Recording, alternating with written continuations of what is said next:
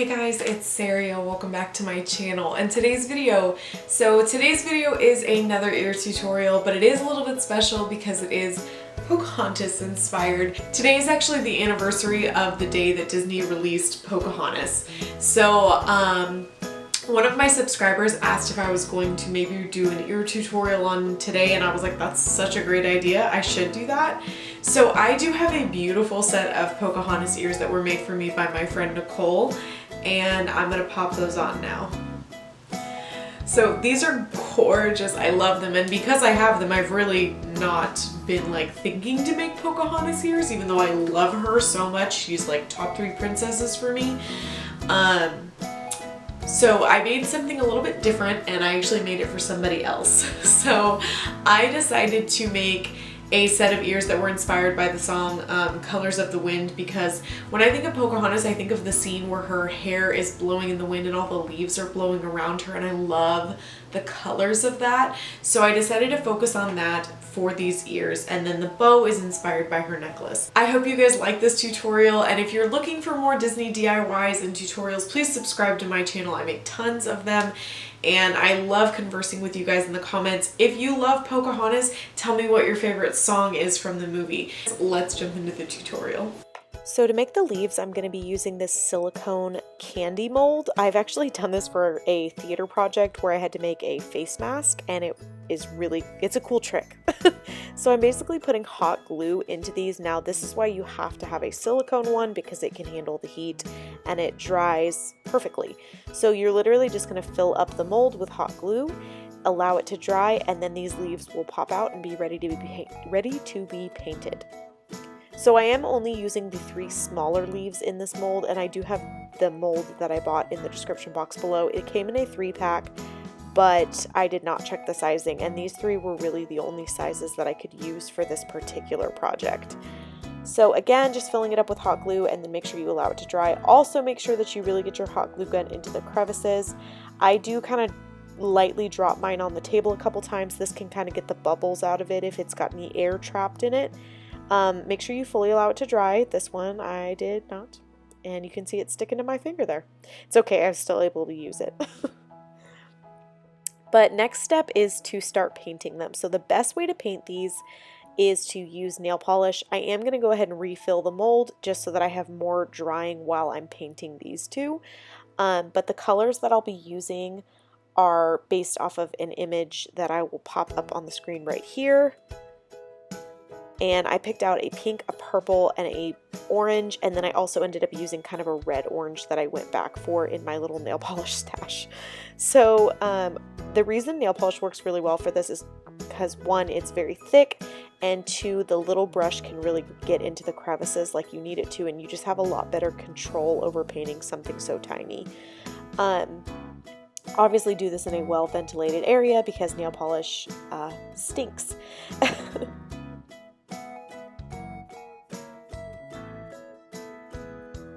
Now the first leaves I just painted them one solid color, but if you look closely at the Pocahontas leaves, or the leaves in Pocahontas, some of them are two-toned. So I did decide to do that on a few leaves. This is that reddish orange color I was telling you guys about. It's showing up quite red on screen, but it's got a little bit of an orange quality to it.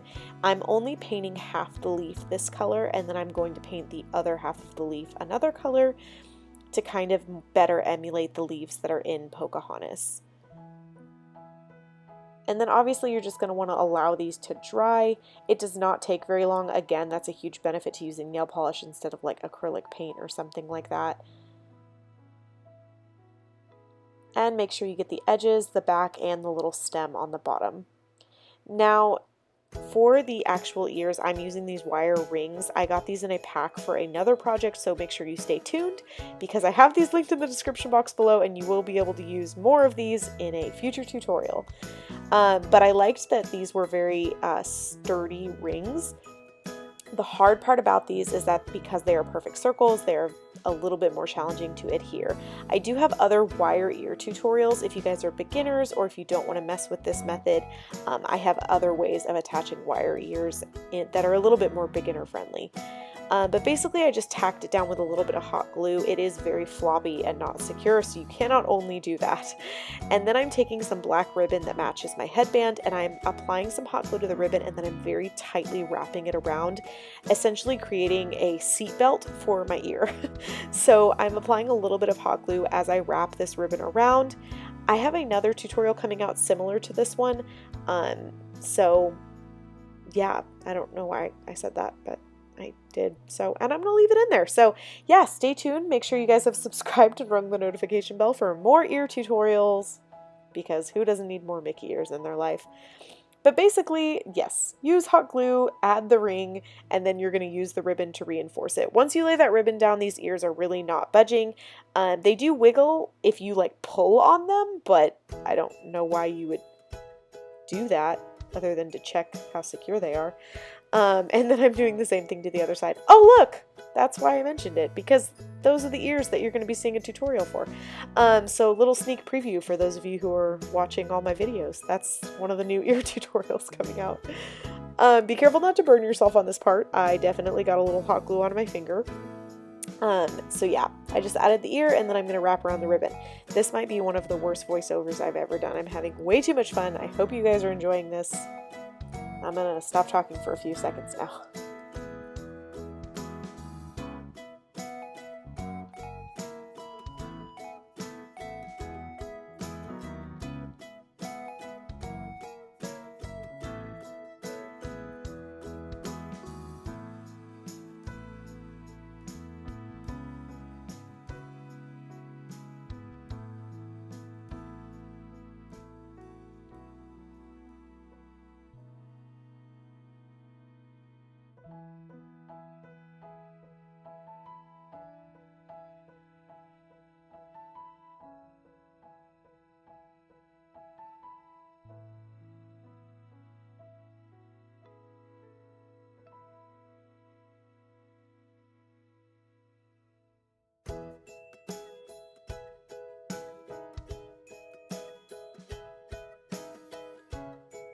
And I'm back. Okay, so now that the ears are all attached, we're going to go ahead and start attaching the leaves. So originally I really wanted these to float in the center, but because I made these for a friend, I didn't want to mail them and risk the leaves breaking off. So I am going to be gluing them to the perimeter of the ear, and then I'm basically just adding hot glue, pressing it onto the ear, and then I'm reinforcing it on the back.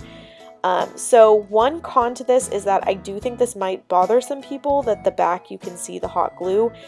Me personally, I think it looks fine. I think it blends perfectly with the hot glue of the leaf, like it's see-through so you can't tell. If it does bother you, you could always make like a double amount of the leaves, and then you could like sandwich them around the ear, if that makes sense. But basically I'm just arranging these around the ear. I am going to do 4 on each ear, so I made 8 leaves total. And then I'm going to add a bow to the center once I have the ears all done. The reason I'm adding something underneath the ear, like if you guys saw I put my cell phone under it earlier and now I'm putting a paintbrush under it, it's just to make sure that the hot glue doesn't make the ear stick to the table if it drips. Also, just realized that I added 5 leaves onto the ear, not 4, so I'm really good at math, and apparently I made 10 leaves, not 8. So, again, best voiceover ever.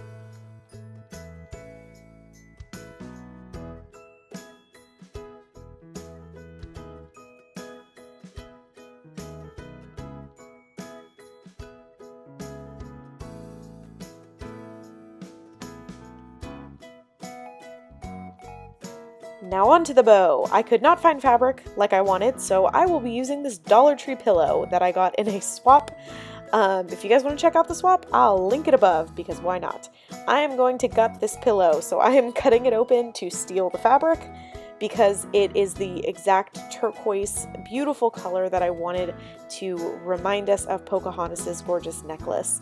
So I am cutting this into a rectangular shape that measures to about 7 inches by 5 inches, but again, this is kind of like customizable. How big do you want the bow personally?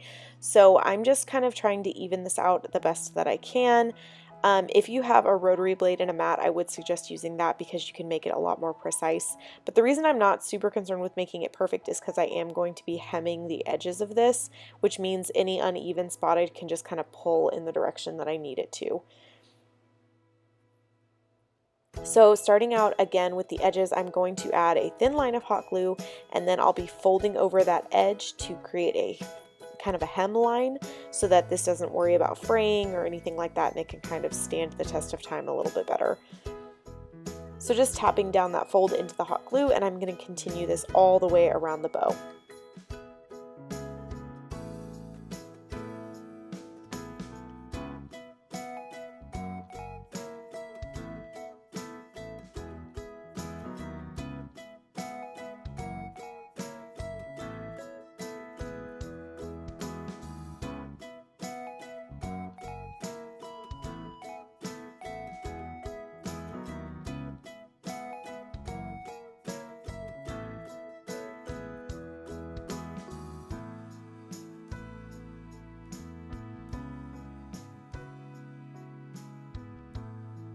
And now that I have the bow all hemmed, I'm going to take it and fold it about halfway in and just tack down the edges with a dot of hot glue on each side.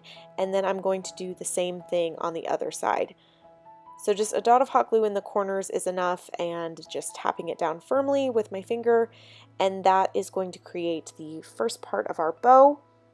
Now I'm just going to cut a very thin strip of that same fabric and pinch my bow. I'm actually going to accordion fold it just to get a very precise shape. This fabric was a little bit stiff. So once I've accordion folded it, I'm going to add a dot of hot glue into the two folds, firmly press it down, and then I will be wrapping it with a little piece of that same fabric. Add a dot of hot glue, tap it down onto the bottom, wrap it around, and then same thing, dot of hot glue to put down the other edge. I did not pull the center super tight. I kind of liked the looser look to this bow. And then I am going to next create the little pendant from Pocahontas' necklace for the center of the bow. And how I'm going to do that is I had this cardstock on hand. I traced out kind of a little template by folding it in half. That way I knew it would be symmetrical on both sides. I'm going to cut this out first of just some scrap that I have, and then I'm going to trace it onto this shimmery silver cardstock. I know what you're thinking, paper, probably not the best idea for ears, but we are going to kind of laminate it so it will be a little more weather resistant.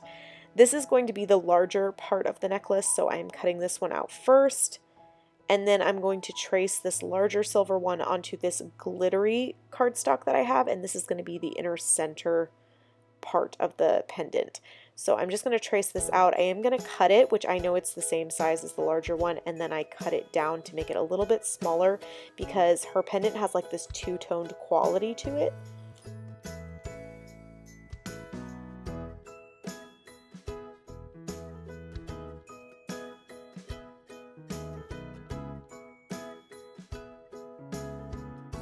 So now that I've cut it down a little bit smaller, I am going to just add it to that larger piece.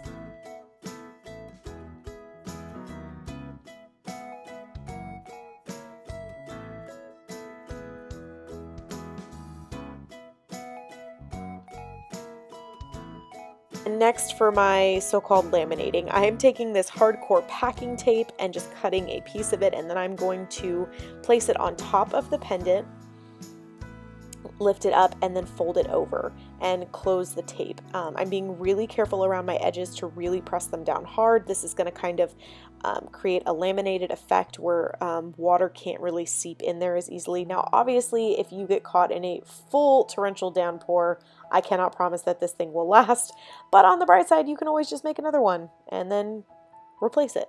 So I'm going to add my bow to the center of my headband, and then I'm going to go ahead and glue on that pendant piece into the center of my bow. Now you do want to lift it up a little bit because it is going to kind of poke down into your hair or the top of your head. So make sure that you lift it up a little bit higher.